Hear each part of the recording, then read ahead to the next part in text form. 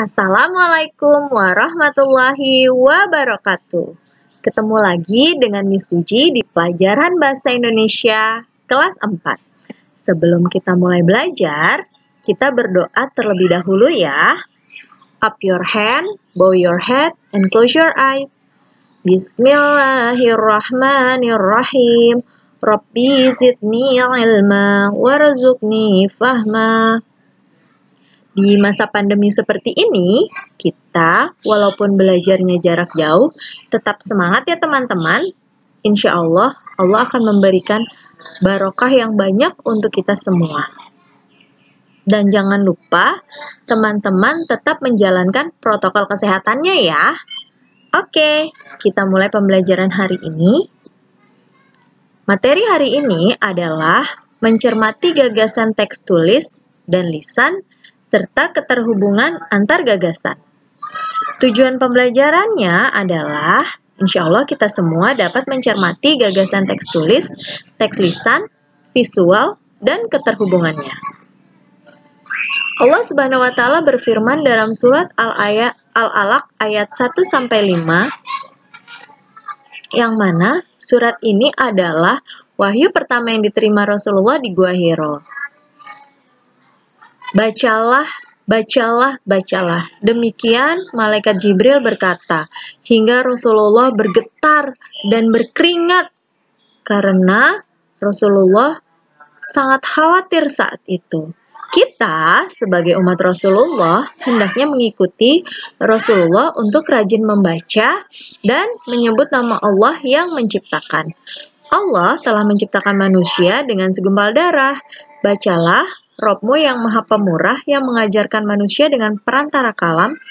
Dia mengajarkan kepada manusia apa yang tidak diketahuinya. Kalau kita rajin membaca, insya Allah kita menjadi anak-anak yang pintar dan anak-anak yang cerdas.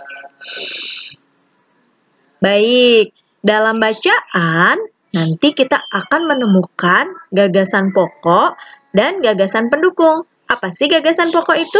Gagasan pokok adalah ide utama yang dibahas dalam suatu bacaan, yang dapat berupa kalimat inti atau pokok paragraf, biasanya disebut kalimat inti. Gagasan pendukung adalah uraian atau tambahan informasi untuk gagasan pokok, disebut juga kalimat penjelas. Langkah-langkah menemukan gagasan pokok, teks tulis, dan teks lisan. Yang pertama adalah bacalah, kita ikro bacaan tersebut dengan seksama dan dibaca ya teman-teman supaya telinga kita mendengar, dibaca dengan suara. Setelah itu, temukan topik dalam teks tersebut. Lalu catatlah pokok-pokok penting dalam teks tersebut. Contohnya, qadarullah tahun 2020 terjadi wabah COVID-19. Wabah ini melanda seluruh dunia. Setiap orang harus tetap berada di rumah, menjaga kebersihan, dan menjaga jarak satu sama lain agar terhindar dari virus COVID-19. Kami pun harus belajar di rumah secara online untuk menghindari wabah ini. Kami selalu berdoa kepada Allah Subhanahu wa Ta'ala agar pandemi ini segera berlalu. Kita memahami bahwa kita cari kata-kata yang pentingnya. Dan ternyata di sini kita temukan bahwa gagasan pokok paragraf di atas adalah tahun 2020 terjadi wabah COVID-19. Nah, kalimat-kalimat yang lainnya disebut dengan gagasan pendukung.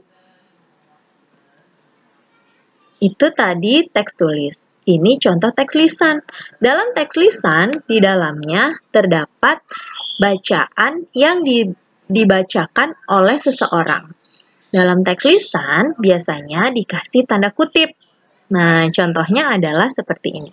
Perhatian Nabi Sulaiman pada bangsa semut. Suatu hari, Nabi Sulaiman bersama pasukannya sedang bepergian ke sebuah tempat. Di tengah perjalanan, ia segera menghentikan pasukannya. Tunggu, kita melewati sebuah sarang semut. Jangan sampai kita mengganggu mereka, apalagi menginjak salah seekor semut di sini, seru Nabi Sulaiman sambil turun dari kudanya. Nah, yang di dalam tanda kutip itu disebut dengan teks lisan. Kita bisa menentukan topik dalam teks di atas adalah Nabi Sulaiman yang perhatian dengan semut. Gagasan pokoknya adalah Nabi Sulaiman bersama pasukannya sedang bepergian. Ini juga ada teks lisan yang di sini ada dua orang sedang berbicara, yaitu Nida dan ayahnya. Nida bertanya pada ayahnya, "Ayah, adakah surat dalam Al-Quran yang menjelaskan tentang hewan?" Ayah menjawab, "Masya Allah, pertanyaan bagus, tentu saja ada, nak." Nida bertanya kembali, "Surat apa yang menjelaskan tentang binatang ternak dalam juz 30 ya?" Ayah menjawab, surat An-Nazi'at ayat 33 yang berbunyi, "Mata'allakum wali an'amikum." "Baik ayah, jazakallah. Akan aku buka Al-Quranku sekarang." Ayah berkata, "Sama-sama soleha." Nah, di sini gagasan pokoknya adalah Nida bertanya pada ayah tentang surat dalam Al-Quran yang menjelaskan binatang ternak dalam juz 30. Setelah kita memahami gagasan pokok dan gagasan pendukung dalam suatu bacaan, maka saatnya kita membuat ringkasan berdasarkan gagasan teks tulis dan teks lisan. Ringkasan adalah penyajian karangan atau peristiwa yang panjang dalam bentuk yang singkat dan efektif, yang berfungsi untuk membantu memahami atau mengetahui isi sebuah buku atau karangan. Kata lain atau sinonim dari ringkasan adalah ijmal, ikhtisar, intisari, rangkuman, resume, atau singkatan. Cara membuat ringkasan, bacalah teks asli dengan seksama secara berulang untuk memahami inti teks tersebut. Catatlah gagasan utama dan gagasan pendukungnya, lalu rangkailah gagasan pokok dan gagasan pendukung yang telah kamu catat dengan kalimat baru. Saat membuat ringkasan, urutan isi sesuaikan dengan naskah asli ya. Baik, di sini Miss Puji akan memperdengarkan rekaman adab terhadap orang tua berikut. Lalu kita akan mendiskusikan topik gagasan pokok, gagasan pendukung, dan kesimpulannya.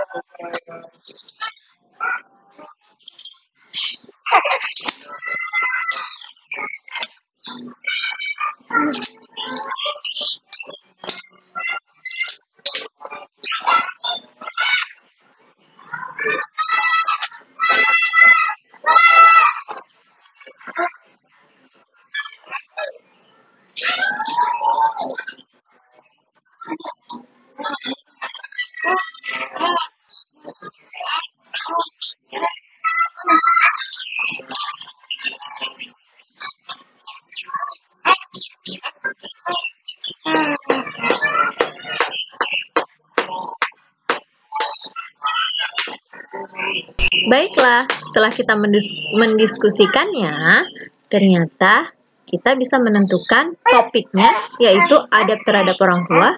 Gagasan pokoknya, sebagai anak yang berbakti kepada kedua orang tua, kita hendaknya mengikuti adab-adab yang diajarkan oleh Rasulullah. Gagasan pendukungnya, pembahasan Syekh Mustafa Al-Adawi Hafizahullah dalam kitab beliau yang sangat bermanfaat. Fikih at-tama'ul ma'al walidain. Pertama, menghormati keduanya dengan tidak memandang keduanya dengan pandangan yang tajam dan tidak meninggikan suara di hadapan mereka.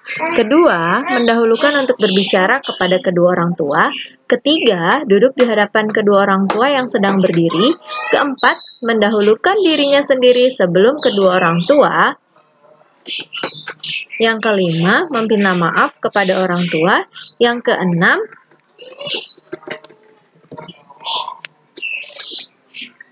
seorang anak membalas orang tua yang mencelanya. Yang ketujuh, seorang anak harus betul-betul menginginkan kebaikan kepada orang tuanya. Kesimpulannya, semoga kita semua dimudahkan Allah untuk berbakti dan taat, juga menjalankan adab ini kepada kedua orang tua kita ya. Baik, setelah ini teman-teman boleh mengerjakan worksheet ya. Kerjakan dengan ikhlas ya, agar lebih disayang Allah. Insya Allah, cukup sekian pembahasan kali ini. Jika kita belajar dengan baik, insya Allah kita mendapat berkah dari Allah Subhanahu wa Ta'ala. Kita tutup dengan mengangkat kedua tangan kita dan berdoa.